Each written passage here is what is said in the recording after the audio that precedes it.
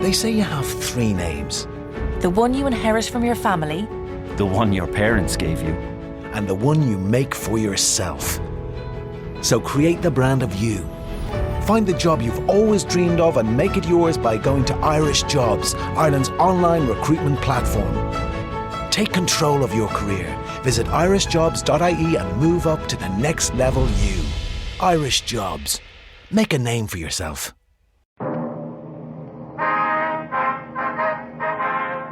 Sound off for Chesterfield. Chesterfield, the only cigarette in America to give you premium quality in both regular and king size, brings you Dragnet.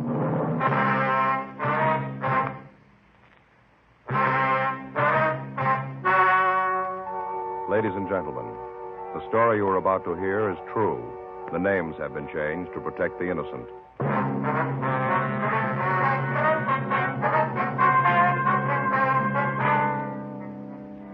You're a detective sergeant.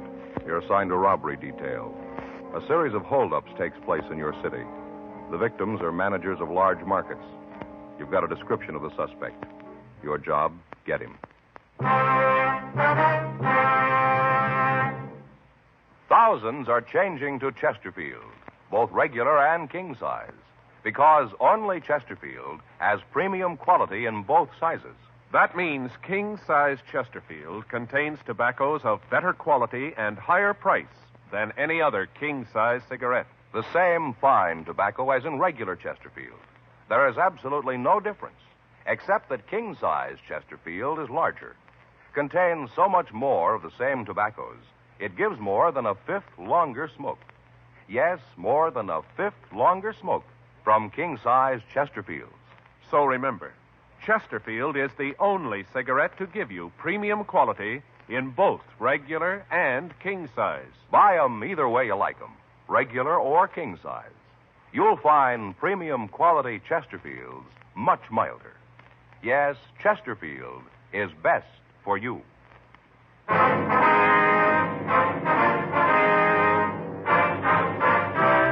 Dragnet, the documented drama of an actual crime. For the next 30 minutes, in cooperation with the Los Angeles Police Department, you will travel step by step on the side of the law through an actual case transcribed from official police files. From beginning to end, from crime to punishment, Dragnet is the story of your police force in action. It was Thursday, February 7th. It was raining in Los Angeles. We were working the day watch out of robbery detail. My partner's Frank Smith. The boss is Captain Didion. My name's Friday. I was on the way back from R&I, and it was 8:42 a.m. when I got to room 27A. Robbery. Hey, you, Joe? Yeah. Where you been? Down to R&I. Oh, I'm sorry I'm late. No, there's no problem. Couldn't get the car started. The battery was dead. I had to call the gas station and have them get me started. Well, don't worry about it. It's okay. Anything here in the book? No. Checked him when I got in. Had a 211 out in Westwood last night. Same M.O. Might be the guy. Who's checking it? Murph and Creasy went out there this morning. Here's the stuff we got last night. R&I went through it. Doesn't look like they got anything. You seen the skipper yet? No, I saw him come in. I didn't talk to him. Came in, went to his office carrying a bottle of milk. Well, that figures. He's like a barometer, isn't he, Joe? When there's no milk on his desk, you know everything's under control. Yeah. As soon as that milk comes out, you know the ulcers are grinding. Yeah, I suppose. That must be real rough on him, though. The way the papers have been yakking about this thing. I saw Captain Jack this morning on the way in. Yeah. He said the corner pocket's leaning all over him. Well, there's got to be an answer someplace. The guy can't just keep walking into the stores and walking out again. He's got to make a mistake someplace. Yeah. What's it figure, 6 jobs so far? Yeah, 6 of them. Every one of them, he's made it clean. Hot shot. I'll get it. Well, those figures were wrong. Yeah? He just made it 7.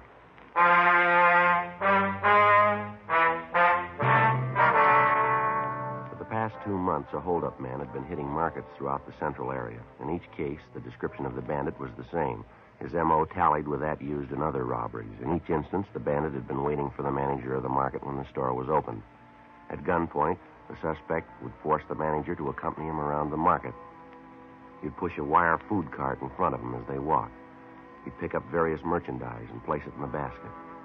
He'd then force the manager to open the safe, clean it out, lock the manager in a cold storage vault, and walk out of the market pushing the food cart in front of him. Special stakeouts had been arranged at the markets. Extra units from Metro Division had been assigned to patrol duty, but the holdups continued. 9:22 a.m. Frank and I got to the address of the latest robbery, the county market at the corner of Olympic and Maryland. A radio car was there when we arrived. Come in. Yes, something you wanted? Police officers. It's my partner, Frank Smith. My name's Friday. Hello, I'm Arthur Scott. I'm the manager here. You got that man did this yet? No, sir, not yet. I wonder if you could tell us just what happened. Sure. You know where the other officers are, Mr. Scott? Outside someplace. They were talking to the others, getting names and addresses, something like that. You want to check them, Frank? Yeah, sure. Fine. I wonder if you'd mind telling me just what happened. Well, the man was waiting for me when I came in this morning. I don't know how he got in. He just walked up behind me and said that I shouldn't cause any trouble. About what time was this? Do you remember? Well, let's see. It must have been about 7:10, 7:15. Mm-hmm. Yeah, I came in the front door. Everything looked all right. Walked back here on my way to the office. He just came up in back of me. Yes, sir. Had this gun. He pointed at me, told me not to cause any trouble, like I said. What kind of a gun was it? Would you remember? It was just a gun. He pointed it right at me. Well, I understand that, sir. Do you remember if it was an automatic or a revolver?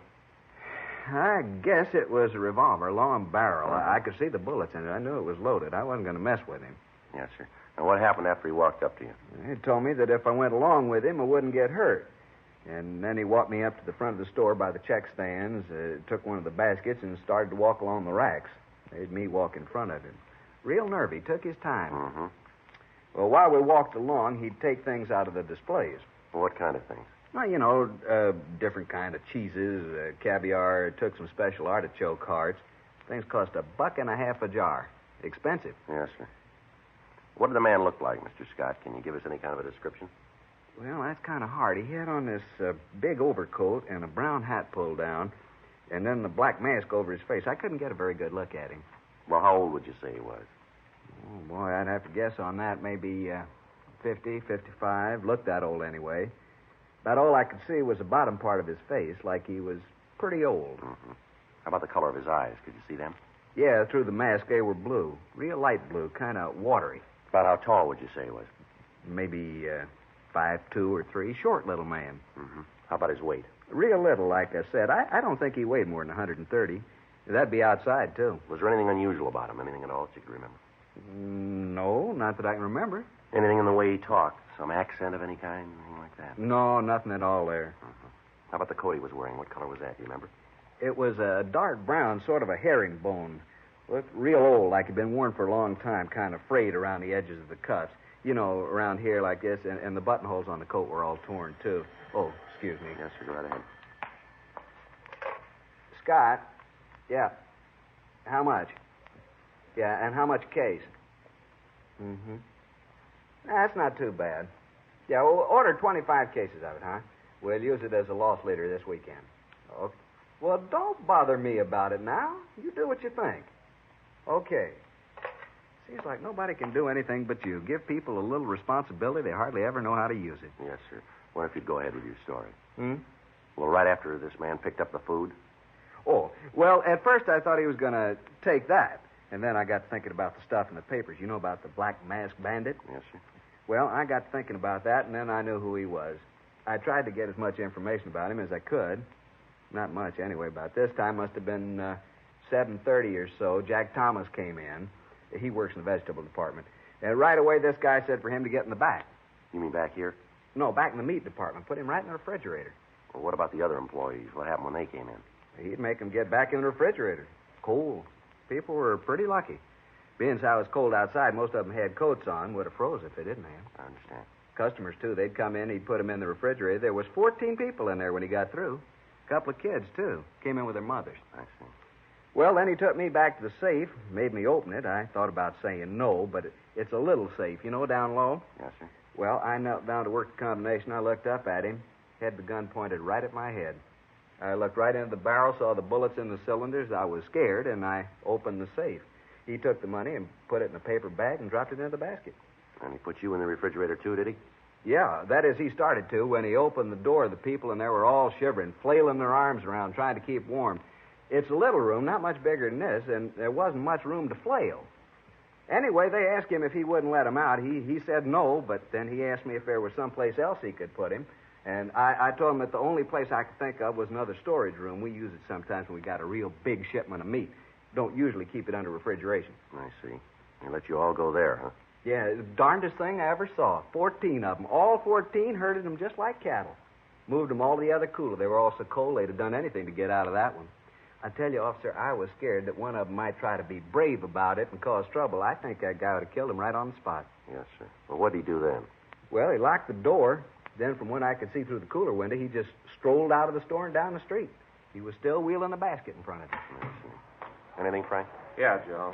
I checked with Wheelock from the radio car. He said they canvassed the neighborhood, came up with a man who thinks he saw the bandit drive away. Was he able to give us any kind of a description on the car? No. Said he saw this guy walking down the street pushing a basket and thought it was kind of funny. Didn't pay too much attention to it. Saw him get into a late model Ford and drive away. Couldn't give a very good description of the car. Said it was a dark color. Not sure about the year. The guy still had that mask on? No. Didn't have the mask, but the fellow didn't notice anything about his face.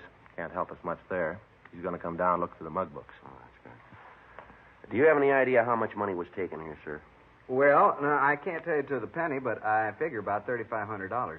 You usually keep this much money on hand, do you? No, not as a rule. I didn't get to the bank yesterday. We had an inventory sale going on. I just didn't get the chance. Did the bandit take anything you think might help us identify him? Anything from the safe that you might be able to describe? No, not a thing. Just the money. Of course, that's enough. There wasn't much in there. A wristwatch that was lost here in the store. He looked at that but threw it back into the safe. Was he wearing gloves, do you remember? Yeah, he was. Looked like pigskin, sort of a light tan. Mm-hmm. Oh, I know what you're thinking about, fingerprints. No, with those gloves, he wouldn't leave any. Yes, sir. Say, officer. Yeah? You talked to the other officer that was here, the one in the car? Yes, sir, I did. He was kind of in charge of the people in the icebox, took care of them. Was any of them hurt? No, sir. Some of them were pretty cold, but they were all right. Yeah, we keep that box turned way down to sub-zero. Yes, sir. I wonder if, as police officers, you'd mind talking to those folks. They're all good customers here. I'd hate to lose them to Frenchie's Fine Foods down the street. Where's that, sir? Frenchie's Market just down the street. He's going to make a big thing out of this. By noontime, it'll be all over the neighborhood. Well, I'm sure none of your customers will blame you, sir. Well, no, officer, it ain't exactly that. That Frenchie's going to make a big reputation on my back. Well, Mr. Scott, markets have been held up before. Yeah, but not with our motto. What's that? We freeze anything.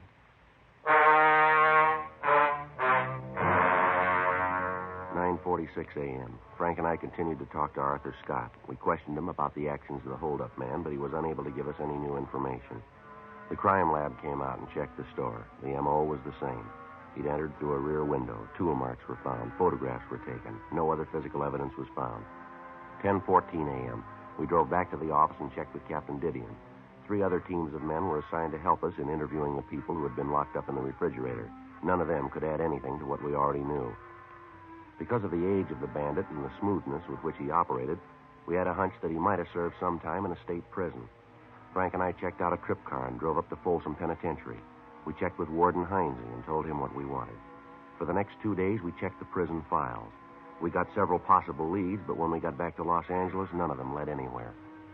Tuesday, February 12th, 8:49 a.m. We checked with Captain Didion. Well, you come up with anything? No, not a thing, Skipper. We checked them all out. Nothing. How much longer do you figure it's going to take you to come up with something we can use? We're doing everything we can. We've run down every lead. They all go nowhere. Yeah, I know. I've been telling the corner pocket that all month. It doesn't prove a thing, and they aren't buying it anymore. Well, Frank and I got an idea, Skipper. It's kind of wild, but might turn it. Well, let's hear it. Well, if you take a look at the map over here.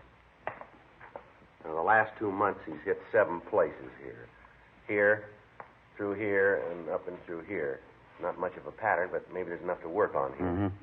From the way he's worked in the past, he's going to be waiting in the stores when the manager comes in. So the problem is to find some way to check the managers after they first get to the stores. So? Well, so most of the stores open about 8 o'clock. From what we've been able to check out, the managers get in about 6:30 to 7. We make arrangements for them to call the office after they're in the stores and they've checked them through. How are you going to work the calling? Well, Frank and I figured that if we could stagger the call, so we'd get one at, say, 6:30, next one at 6:31 or 6:32, and so forth. We allow them 5 minutes leeway. If we haven't heard from them in that time, then we know something's wrong. Sir. How many men do you figure you're going to need to do this? Well, maybe 2, 3 other teams. Those and the men from Metro that we have now. It's wild, Skipper, but it's about the only thing we got left. How long will it take you to check with the store owners? Well, maybe 2, 3 days. We figured that we'd keep it in this area right over here. It seems to be maybe where he'll hit next is all we can. Now, just a minute. Robbery, Didion. Yeah. When? Are you sure about the ammo? Mm-hmm. Description? Send it in, will you? Right. Better enlarge that area. What do you mean? You just hit in Sacramento.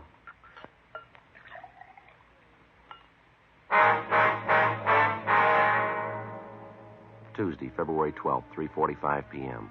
Frank and I talked on the phone to Fritz Kaminsky, chief of police in Sacramento. He told us that the market bandit went through the same sequence of events that had characterized his operations in Los Angeles. First, he took several food items from the display stands in the store, and then he forced the manager to open the safe. After robbing the safe, the thief locked the manager in a meat refrigeration locker and left the store. A witness in the neighborhood saw the suspect leave the store and said that he'd escaped in a late-model dark Ford sedan. He was unable to give us much of a description of the man, but he said that he was elderly, small, and that he'd been dressed in a brown overcoat and a brown hat, and he wore a black mask. There could be little doubt that it was the same man who had been hitting the markets in the Southland. Wednesday, February 13th. Frank and I checked out a trip car, and we drove up to Sacramento. We talked with the victim and with the witness. Both of them were unable to find the thief's picture in the mug books. Stakeouts were arranged on the markets in the Sacramento area, and additional bulletins were gotten out on the Ford sedan. Frank and I returned to Los Angeles and started to set up the plan that we discussed with Captain Didion. Each of the store managers agreed to cooperate, and starting the morning of February 18th, the plan was put into operation. 3 weeks passed. The bandit failed to hit again. March 18th, 6:37 a.m. Robbery, Murphy. What's that number? Yes. Robbery, Smith. Yes, sir. Okay, thanks. Number 38, okay. Right. Still no word from 34. We better get ready to roll on it. Let's see. That's that supermarket on Palmetto Avenue. That's right. Let's go. Murph. Yeah? Catch the rest of the calls, will you? Yeah, sure, Joe. What do you think, Joe? I don't know. Let's find out.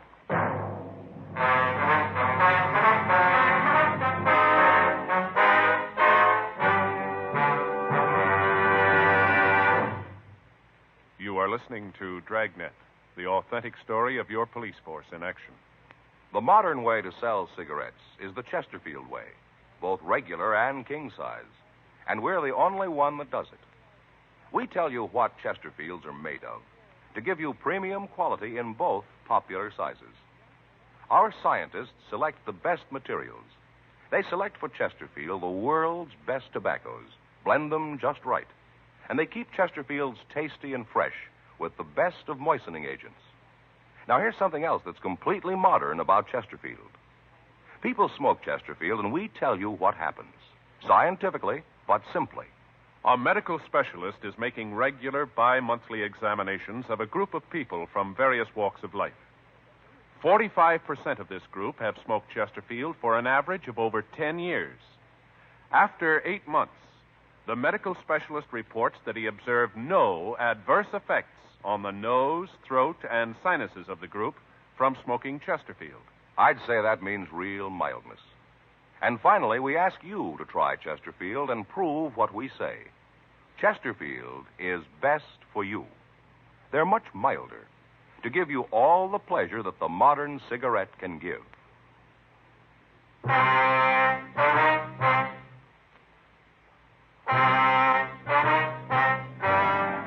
It took us a little over 5 minutes to get to the store on Palmetto. As we went by the place, we couldn't see anyone through the front windows. The store looked empty. Frank pulled the car into the parking lot next door to the store, and we walked around to the front. How about it? No, I can't see anything from here. You want to cover the back? Yeah. I'll give you time to get back there, then I'll go in the front. Right. Watch it.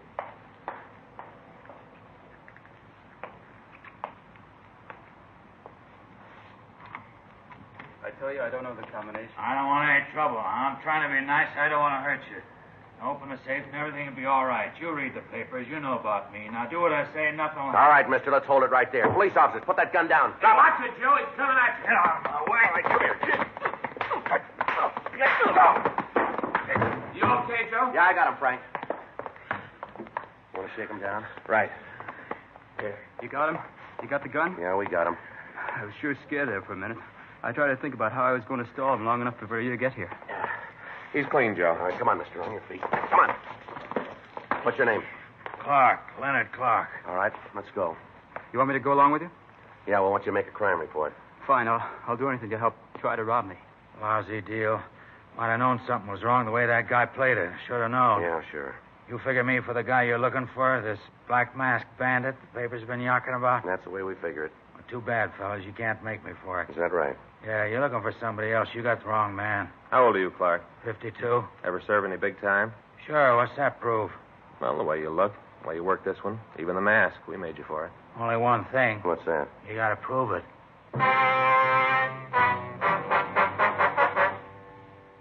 8:30 a.m. We took Leonard Clark downtown to the city hall. We talked to him for about an hour. He admitted trying to hold up the market, but he insisted that he was not the Black Mask Bandit. He told us that he'd read about the holdups in the paper and that it seemed like an easy way to pull a robbery. He told us that he'd used a pinch bar to jimmy a rear window in the market, and then he entered the place. He told us that he'd waited for the manager to come in, and then he tried to get him to open the safe. Sergeants Murphy and Creasy went out to his home. They found nothing there to tie him in with the other robberies. A check through R&I showed a record on Clark listing 2 convictions for 211 and 1 count of 245 PC. He'd served time at both San Quentin and Folsom penitentiaries, as well as some of the eastern penitentiaries. Mug shots of Clark were shown to the victims of the Black Mask Bandit, and they said that it was a possibility that he could be the man who'd robbed them. Friday, March 21st, a special show-up was arranged, and the victims were asked to be present. We explained that the questions asked were for the express purpose of acquainting the victims with the suspect's voice. Clark was brought out on the stage and asked his name. Leonard Clark. What were you arrested for? I don't know. You must know what you're being held for. They say I'm the Black Mask Bandit. Are you? No. Were you armed when you were arrested? What? Were you armed when you were arrested? Yeah. What kind of weapon were you carrying? 38 revolver. Leonard, could you speak a little louder, please? 38 revolver. How long you been in jail? Since Tuesday. Where were you arrested? Market out on South Palmetto. It's a long street. Where on South Palmetto? 1721 South Palmetto. What were you doing there? Was arrested for trying to hold up the place. You ever done any big time? Huh? I say, you ever done any big time? Yeah. Where? At Q, Folsom. What'd you do the time for, Leonard? Which time? Well, let's take them in order. How about Quentin? 5 to life for robbery. How about Folsom? Same thing. You owe any time now? Yeah, I'm on parole. Joe. Yeah. Ask him to turn around, will you? The victims can't see him too good. All right. Leonard, take a quarter turn to your left. No, Leonard, to your left. All right. Now another quarter turn. Another quarter turn. Now another quarter turn. No, same way. Another quarter turn. Now face the front, Leonard. Where do you live? Out in Hollywood. Where? Corner of DeLongcree and Monroe, apartment house. It's a good-sized corner. Which apartment? Ashley Arms, apartment 604. What do you do for a living? I'm a carpenter. A what? Carpenter, I said. You work steady? Yeah. Who do you work for? I'm a carpenter for a contractor named Gagely. Now look straight, will you, Leonard? Straight ahead. Yeah. You remember where you were on February 7th? That was a Thursday. No. You got no idea at all? Not at all. You own a car. Yeah? What make is it? It's a Ford. Speak up, will you, Leonard? We can't hear you. A Ford. What color is it? Dark blue, What year? 1950. All right, Leonard. Now would you step over to the side of the stage? No, the other way. Side of the stage. How's it look, Frank? Nothing yet. Manager at the county market seems to think it's him. The others aren't sure. Yeah. Well, maybe when we get the coat and mask on, it'll help. Those clothes, Leonard, are they yours? Yeah, they're mine. How about that mask? That belong to you, too? Yeah. Would you put the mask on? Well, just put it on. That's it. Now put the hat on. Not the way you usually wear it? That's right. All right. Take a quarter turn to your left. No, Leonard, your left. That's it. Now again. And again. Once more. All right, now face forward. Now all the way around. Come on, Leonard. Straight forward out this. That's it. Yeah. Now repeat these words. Just be quiet and you won't get hurt. Just be quiet. You won't get hurt. Now say, open the safe and don't cause any trouble. Open the safe. Don't cause any A trouble. little louder, Leonard. Open the safe and don't cause any trouble. All right, Leonard, you can take the mask off. How many times have you been arrested? I don't know. About how many times would you say? Maybe 15, something like that. What'd you fall for? Suspicion. Suspicion of what? A lot of things. They didn't nail me for. How old are you now, Leonard? 52. How old were you when you were arrested the first time? 16. You've had quite a life, haven't you? Yeah, I fell among evil companions. All right, Leonard, that's all. How about it, Mr. Scott? I can't be sure, Sergeant, but I think that's mine. Can I see a minute, Joe?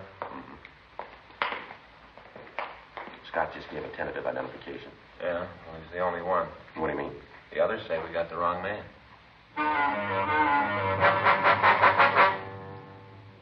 11:45 p.m. We returned Leonard Clark to his cell. Frank and I continued to question the victims of the Black Masked Bandit. Only one of them was able to give us a tentative identification. Clark would be filed on the following morning for attempting to rob the market on Palmetto Avenue, pending investigation on the other charges. The working detective has come to know that many times at a show-up, identifying witnesses sometimes become confused, sometimes fail to speak up for one reason or another, sometimes due to fear, the idea of incriminating a man, thus making the officer's task of bringing a suspect to justice all the more difficult. In spite of the lack of identifying witnesses, Frank and I felt reasonably sure that we had the Black Masked Bandit in custody. The following morning, March 22nd, we checked into the office to fill out the follow-up forms. You know, Joe, I just can't figure it. He's got to be it. He's got the motive, the opportunity, everything. Yeah, M.O. matches. We got him on one count anyway. What happens now? Well, I guess we just wait. If there aren't any more holdups, we know we got the right guy. It's about the only way you can do it. Anyway, you slice it, Clark's finished. The court gets through with him this time, they'll nail him for life. Yeah, I suppose so. He sure looks like the guy to me, though. I tell you, Joe, he's got to be it. Everything fits with him, all the way down the line. That's what I figured, too. Friday, Smith? Yeah, Skipper. Call from Hollywood Division. Just had one at 3rd and Selma. Yeah, what about it? Black Masked Bandit. We haven't got him.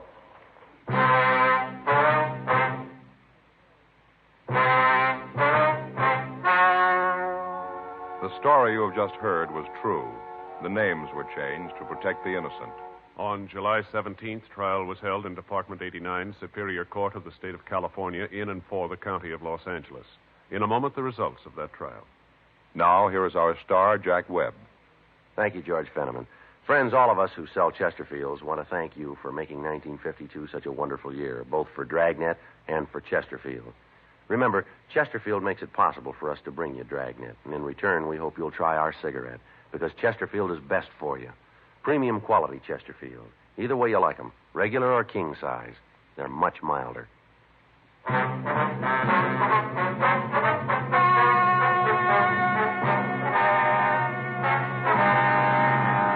Leonard Stanley Clark was tried and convicted of attempted robbery.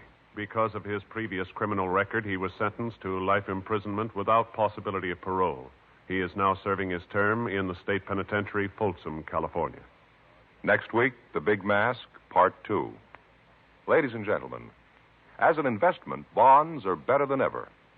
So whether you already buy on the payroll savings plan where you work or the bond-a-month plan where you bank, get an extra bond for defense tomorrow.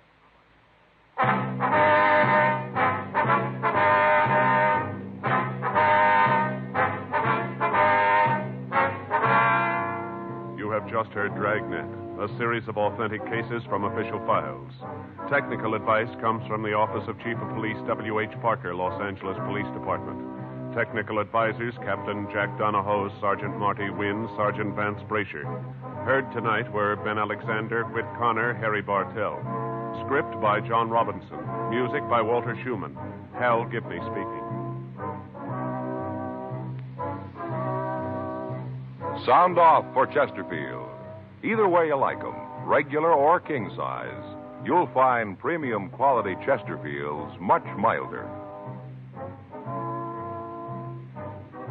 Chesterfield has brought you Dragnet, transcribed from Los Angeles.